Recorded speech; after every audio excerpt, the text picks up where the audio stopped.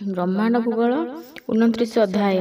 ଅର୍ଜୁନ ଉବାଚ ଅର୍ଜୁନ ବୋଲଇ ଗୋସାଇଁ କଥାଏ ପଚାରିବି ମୁହିଁ। ଦ୍ୱାଦଶ ସୂର୍ଯ୍ୟ ଶୂନ୍ୟ ରହେ ତିନି ଭୁବନ ତେଜେ ଦହେ। ଅଗ୍ନି ଯେ କାହୁଁ ଜାତ ହେଲା ପାତାଳ ସମସ୍ତ ଦହିଲା। ଦହିଣ ଗଗନେ ମିଳଇ ଧାରା ବରସେ ଘୋର ବାହି। ହସ୍ତି ଶୁଣ୍ଡ ଟିକେ ହୋଇଲା ଧାରାକେ ମନ୍ତେ ବରସିଲା। ଦ୍ୱାଦଶ ସୂର୍ଯ୍ୟ ଟିକେ ମନ୍ତେ ଫେଡ଼ି କହିବ ଜଗନ୍ନାଥେ। ଶ୍ରୀ ଭଗବାନ ଉବାଚ ପ୍ରଳୟ କାଳର ଏକଥା ଶୁଣ ଅର୍ଜୁନ ସାଧୁ ଚେତା। ଦ୍ୱାଦଶ ଅଙ୍ଗୁଳି ପବନ ଦ୍ୱାଦଶ ସୂର୍ଯ୍ୟ ବୋଲି ଜାଣ। ନାସାର ଅଗ୍ରେ ସେ ବସଇ ତା ମୁହୁଁ ଅଗ୍ନିଜାତ ହୋଇ। ପାଦ ହୃଦୟ ଶିରେ କହି ଏ ତିନି ଭୁବନ ବହଇ। ପବନ ମେଘମାଳ ହେଲା ଗଗନ କପାଳକୁ ଗଲା।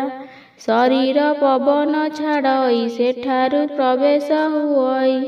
ଅନନ୍ତ ଜ୍ୟୋତି ରୂପ ଜାଣ ସେଠାରୁ ଅଗ୍ନିଜାତ ପୁଣ। ଅଗ୍ନିକଣିକା ଯେ ସମ୍ଭୂତି ଗଭୀର ପାତାଳ ପୋଡ଼ନ୍ତି। ସମ୍ବର୍ତ୍ତ ମେଘ ସନ୍ନିପାତ ଜଳ ବରସେ ନିରିଘାତ। କାଳ ବିକାଳ ବେନି ଧାରା ଛାଡ଼ନ୍ତି ଯେହ୍ନେ ଜଳଧାରା। ଉଲଟ ପବନ ପ୍ରଖର ହସ୍ତି ଶୁଣ୍ଡ ଯେ ନାମ ତାର। ଶୁଣି ଅର୍ଜୁନ ହେଲେ ତୋଷ ଭଣିଲେ ବଳରାମ ଦାସ। ଇତି ଶ୍ରୀ ବ୍ରହ୍ମାଣ୍ଡ ଭୂଗୋଳ ବର୍ଣ୍ଣନେ ହରି ଅର୍ଜୁନ ସମ୍ବାଦେ 29 ଅଧ୍ୟାୟ ସମାପ୍ତ।